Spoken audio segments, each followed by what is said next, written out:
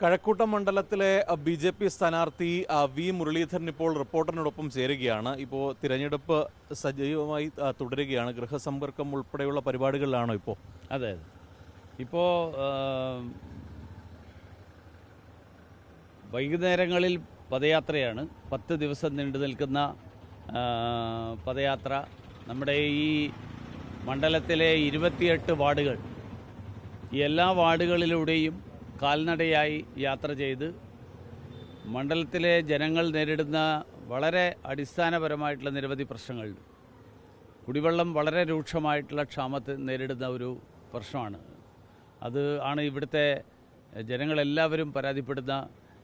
എല്ലാ ദിവസവും ചുരുങ്ങിയതൊരു 10-15 ഫോൺ കോളെങ്കിലും എനിക്ക് തന്നെ കിട്ടുന്നുണ്ട്.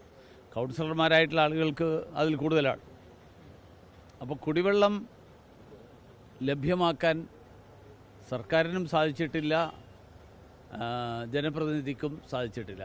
അപ്പോൾ ബാക്കി എന്തൊക്കെ വികസനമുണ്ടായി എന്ന് പറഞ്ഞാലും ദാഹജലം നൽകാൻ കഴിയാത്ത ആളുകൾ ബാക്കി വികസനത്തെക്കുറിച്ച് പറയുന്നത് ജനങ്ങൾക്ക് അത് കേൾക്കാനുള്ള താല്പര്യം ഉണ്ടാവില്ല. നിലവിൽ MLA പറയുന്നത് തൻ്റെ കുറ്റമല്ല, UDFൻ്റെ കുറ്റമാണ് എന്നാണ്.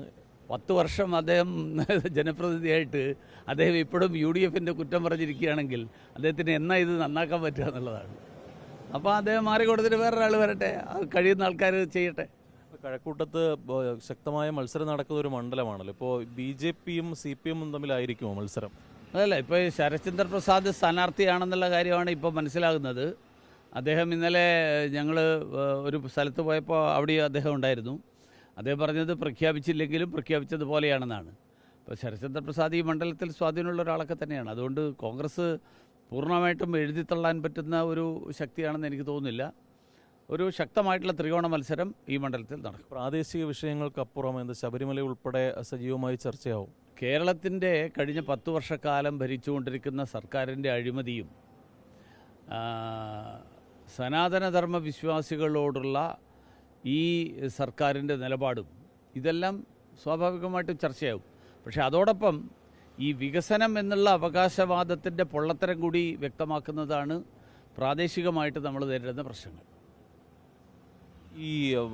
ഇപ്പം ഇന്നിനി ബാക്കി പരിപാടികൾ എങ്ങനെയാണ്?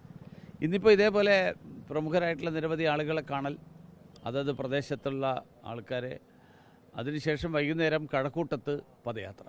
BJP 47 പേരുടെ സ്ഥാനാർത്ഥി പട്ടികയാണ് പ്രഖ്യാപിച്ചത്. ബാക്കി പേരുടെ പട്ടിക എപ്പോഴത്തേക്ക് പുറത്ത്? ഇന്ന് വീണ്ടും പാർലമെൻ്ററി ബോർഡിൻ്റെ യോഗം നടക്കുകയാണ് വൈകുന്നേരം 6 മണിക്ക്. ഇന്നലെ ഡൽഹിയിൽ നിന്ന് വിളിച്ചിരുന്നു. ഈ തെരഞ്ഞെടുപ്പ് സ്ഥാനാർത്ഥിത്വം പ്രഖ്യാപിച്ച സാഹചര്യത്തിൽ എനിക്കിന്ന് പോകാൻ സാധിക്കില്ല എന്ന് അറിയിച്ചിട്ടുണ്ട്. ബാക്കിയുള്ള പാർട്ടി നേതാക്കന്മാരതിൽ പങ്കെടുക്കേണ്ട ആളുകൾ പങ്കെടുക്കും. അപ്പോൾ ഇന്ന് വൈകുന്നേരത്തേക്ക് അടുത്ത ഘട്ടം പട്ടിക ഏതായാലും വ്യക്തമാവും. ആദ്യ പട്ടികയിൽ മുതിർന്ന ചില നേതാക്കളുടെ പേരുകൾ ഉൾപ്പെട്ടിട്ടില്ല. കുമ്മനം, MT രമേശ് ഉൾപ്പെടെ ആ പേരുകൾ അവരാരും മത്സരിക്കാൻ താല്പര്യമില്ലാത്തെന്ന് അറിയിച്ചിട്ടുണ്ട്. അതുകൊണ്ടാണ്, അല്ലാതെ ഉൾപ്പെടാത്തതല്ല. ഏതെങ്കിലും മണ്ഡലത്തിൽ അങ്ങനെ തർക്കം നിലനിൽക്കുന്നുണ്ടോ? ഒരു മണ്ഡലത്തിനും തർക്കമില്ല. ഭാരതീയ ജനതാ പാർട്ടി മാത്രമാണ് തർക്കമില്ലാത്തത്. ബാക്കിയുള്ള സ്ഥലത്തൊക്കെ ജില്ലാ സെക്രട്ടേറിയറ്റ് മെമ്പർ രാജിവെച്ച് പോകുന്നു, അവരുടെ MP-മാർ ഉടക്കി നിൽക്കുന്നു. ഞങ്ങൾക്ക് അങ്ങനത്തെ പ്രശ്നമില്ല. ഞങ്ങളുടെ കേന്ദ്രമന്ത്രി അടക്കം വന്ന് മത്സരിക്കും. BJPക്ക് വലിയ സ്വാധീനമുള്ള ഈ തൃപ്പൂണിത്തുറ, കൊടുങ്ങല്ലൂർ, വർക്കല ഉൾപ്പെടെയുള്ള മണ്ഡലങ്ങൾ BJP ഏറ്റെടുക്കണമെന്നൊരു വികാരം പ്രാദേശിക തലത്തിലുണ്ട്. ഞാൻ അങ്ങനെയൊന്നും കേട്ടിട്ടില്ല. കാരണം ഞങ്ങൾ മുന്നണിയായിട്ട് മത്സരിക്കുമ്പോൾ മുന്നണിയിൽ ജയസാധ്യതയുടെ അടിസ്ഥാനത്തിൽ സ്ഥാനാർത്ഥികളെ നിർണ്ണയിക്കുക എന്നുള്ളതാണ് രീതി. BJPക്കാണ് എല്ലാ സ്ഥലത്തും സ്വാധീനം. പക്ഷേ BJPയേക്കാൾ കൂടുതൽ സ്വാധീനമുള്ള പാർട്ടികളാരും ഒരുപക്ഷെ മുന്നണിയിലുണ്ടാവില്ല. അതെല്ലാ മുന്നണിയിലും അങ്ങനെയാണ്. കോൺഗ്രസിനേക്കാൾ സ്വാധീനമുള്ളത് കൊണ്ടല്ലല്ലോ RSPക്ക് സീറ്റ് കൊടുക്കുന്നത്, അല്ലെങ്കിൽ CPMനേക്കാൾ സ്വാധീനമുള്ളത് കൊണ്ടല്ല NCPക്കോ കോൺഗ്രസ് എസിനോ സീറ്റ് കൊടുക്കുന്നത്. അത് മുന്നണി മര്യാദ. ഇന്നലെ ഈ വിഷ്ണുപുര ചന്ദ്രശേഖരനൊക്കെ വലിയ വിമർശനം ഉന്നയിച്ചിരുന്നു മുന്നണിക്കെതിരെ. ഞാൻ വിഷ്ണുപുര ചന്ദ്രശേഖരൻ്റെ വിമർശനം കണ്ടിട്ടില്ല. അതെന്താണെന്നറിയില്ല. അത് എന്തായാലും പ്രസിഡന്റ് ആ കാര്യങ്ങൾ ശ്രദ്ധിക്കും. മുന്നണിക്കുള്ളിൽ മറ്റ് പ്രശ്നങ്ങളൊന്നും ഒരു പ്രശ്നമില്ല.